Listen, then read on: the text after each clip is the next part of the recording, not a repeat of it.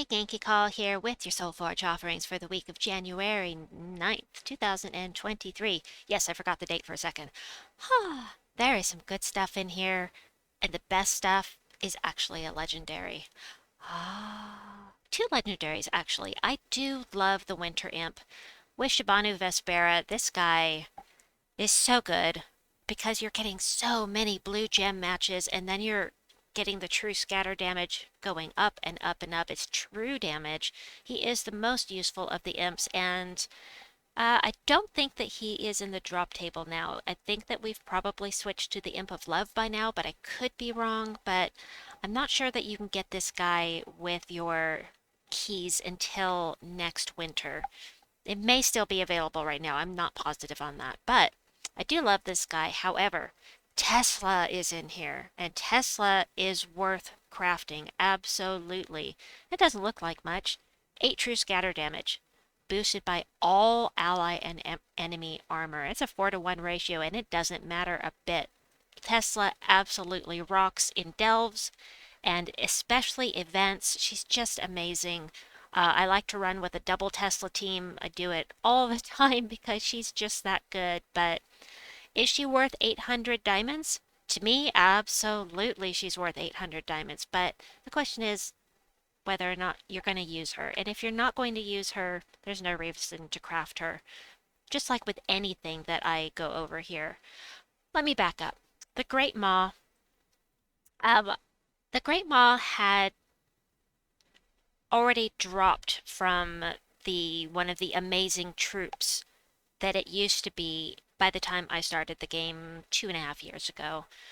This guy will guarantee devour an enemy unless they're immune. Then create 8 yellow and 8 brad gems, one cast only. You shove them up at the front of the team and you devour something, and then you have all of their stats added to your own, and you sit up there and you be a tank. Basically, that's the way the Great Maw works. Also, he gets +2 to all skills on skull gems, and 2 life on 4+ gem matches. So, he has his uses. If you don't have High King Iron Gut, you can use him in delving, and of course, other purposes you can use him for E12s. It's a very useful troop. It's just he's been kind of outclassed at this point. Winter Imp, awesome, love it. Tesla, I love Tesla. She's amazing. Gristenix, it's okay. She's okay. Um, I use her in delves at times for quick delving because she does do damage to all enemies, and with the boost that you get from your horde, she does quite a bit of damage to all enemies. So good at low levels. She does remove all gems of a chosen color, so that's good for denying that color to your enemy. You will not get any mana out of it, but you'll deny that mana to your enemy. And she can summon if there's a slot open. She does have skull damage by 50%. She's immune to entangle, and she gets enchanted when matching purple gems. So she's not a bad troop by a long shot. She's pretty good, but not worth 800 diamonds in my opinion. Are there any more legendaries here? The answer is no. Okay, let's go over the mythics. Always here, always here. Will of Nisha. I believe I crafted Will of Nisha, and the reason why is because she's from Silverglade, and Silverglade is a magic kingdom, and I did not want to be power level blocked at level 9, because I didn't have a mythic. So I had to have her for my power level. I wanted to get my magic stats up at Silverglade, so I crafted her for that reason, but she steals magic from all enemies, then does a little bit of damage to them. She does have spell damage reduction by 50%, and all purple allies gain 1 to all stats at the start of each turn. Now that's pretty nice, and this could be used with Consort of Darkness or with, what's the other one? The Archduke, I believe, also uses purple, and their spell is very dependent upon their magic. And so getting that +1 magic and everything else every turn would be very helpful. I just never thought of using them together till this moment. There are plenty of other options to increase magic, however. Quetzalma is next. Quetzalma does scatter damage boosted by a chosen gem color. Choose anything you want except for yellow. Then create 10 yellow gems and remove all gems of the chosen color. So you choose, there's 10 red on the board, and you're going to get an additional 30 scatter damage. That's still not much scatter damage, but you also create those 10 yellow gems in addition to removing all of those other colors. So if you have a light storm going, Quetzalma can loop really, really nicely. She has a 20% chance to resurrect with full mana when she dies, and so people like to put her up at the front of the team. She does summon a light storm at the start of battle, super helpful for this troop. Um, she's not amazing, but she can loop, and I do like that about her. Always here, Vernalis is okay. Give attack to the first two allies, life to the two weakest allies, and 10 magic to the two strongest allies. It's it's a cool spell, but it takes a while to get going with this, kind of like any of the other troops that do this kind of thing. There are other options that cost less mana, but you know, he can be useful in certain situations, and that's the key. He is very situational. However, he does entangle and fairy fire a random enemy when matching green gems, making him really good to run with Cannon Bomb, for instance, for the entangle.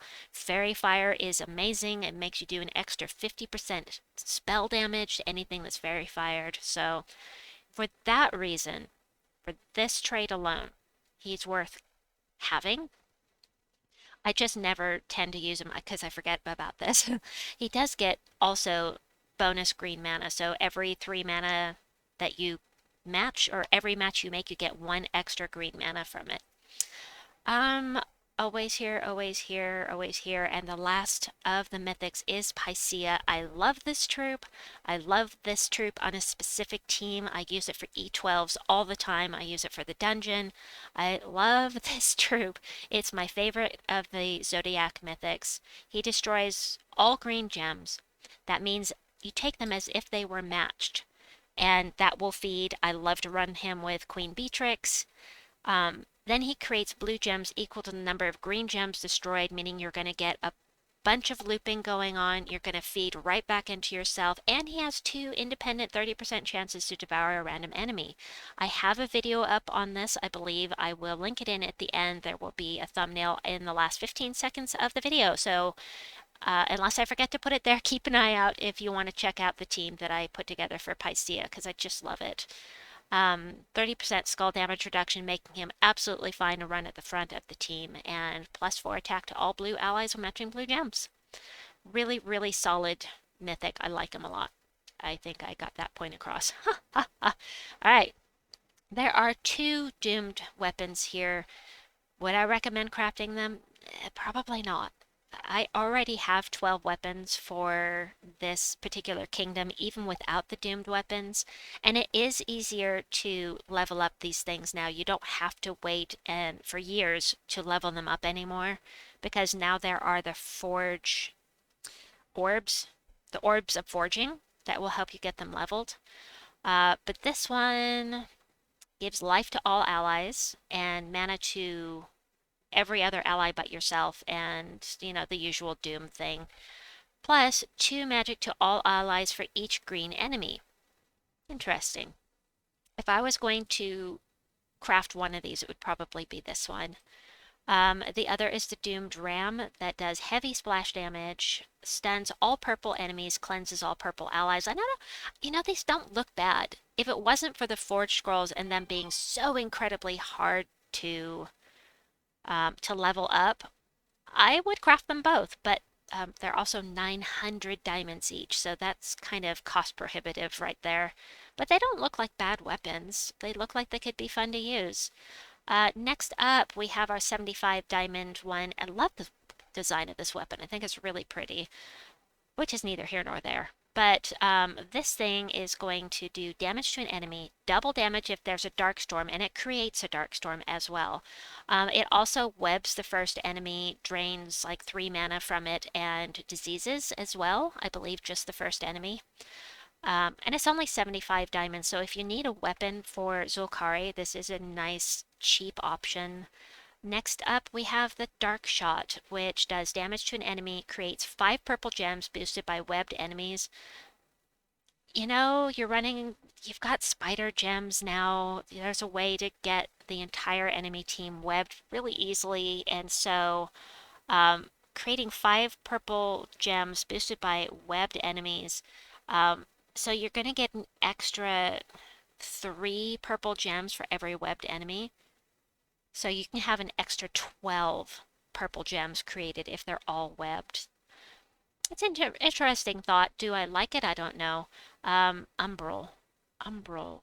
It creates a dark storm. I can see that right here, but I don't remember what Umbral is. And it also webs the first enemy. Book of Brambles. This one does damage to an enemy boosted by elf allies, then creates a mix of 6 green and purple gems for each elf ally. It's a really good color combo for elves, and I've used it in events before. It's very helpful, especially since it self-enchants. So you cast it and it immediately starts getting mana back. And does it feed into itself? No, it doesn't, but it doesn't matter. It self-enchants. Next up, we have another one of the 75 diamond ones, the Choker of Zulkari. Removes all purple gems, does damage to an enemy boosted by those gems removed. You don't get any mana out of it, but you do deny purple to your enemy. If the enemy is from Zulkari or if the battles in Zulkari deal double damage. I really like that they've added this last bit to these 75 diamond weapons. I think it's very cool. Next up is the Iranian Bloom.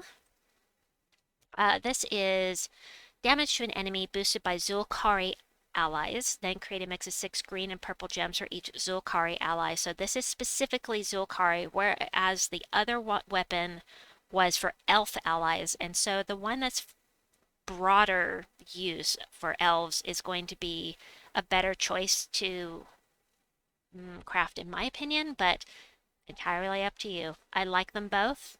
And of course, I have them both, so lucky me. Next up, we have the Nightfall Blade. The Nightfall Blade does damage to the last enemy only. If they're poisoned, inflict 4 stacks of bleed. 4 stacks of bleed will do 10 true damage every turn. It creates a dark storm, and the rest of these, I don't remember what they mean. Lastly, do not craft this, the Bound Darkness. Save your diamonds. You're going to get this in the journey event. Unless you're not doing the journey event, or you can't afford to buy up to tier 4 in the journey event, you'll get this for free in the shop there. But I will go over it. You can craft it with diamonds if you want, but it's a lot easier to come across gems than diamonds. So it does damage to an enemy boosted by purple allies and elf allies, an extra 3 damage for purple and extra 3 damage for elves. So if they're elf and purple, get a bit of extra damage there. It's not a really strong weapon. It does have the lightning, which will break barriers on the enemy team. It's going to drain 3 mana from the first enemy, and it's going to also web the first enemy. And I don't remember what vital is. There is one more weapon you need to be aware of. Let me grab my tributes. Hold on a second. And hold on. There is one more weapon that will be in the Soulforge tomorrow, Tuesday only, during the Eldrazi faction assault. It's the only time you're going to be able to get this weapon until we come back to Eldrazi. Who knows when that will be. Is it a great weapon? But it will only be available for one day. Eldrazi Wand. This does damage to an enemy. If they're cursed, create 8 green gems. If they're webbed, create 8 purple gems. And if they're cursed and webbed, you create 8 of each. And this is super good to run with Matron Valen, who curses and webs on match 4s. Do I love the weapon? I don't. It does self-enchant, though. It does have the lightning where it will break barriers. Don't remember it. Yeah, let's go look. It's right here. All green allies gain 2 mana. I do love the enchant, and yep, that's about it. I am going to say don't craft this if you can help it. If you've got the gems, do it in the faction assault, because if you are buying sigils for the faction assault anyway, you're going to get this on the 4th tier, I believe. You'll get this weapon. So anyway, that is my Soulforge video for this week. I hope that you enjoyed it. Please like and subscribe, and we'll see you folks soon. Bye-bye!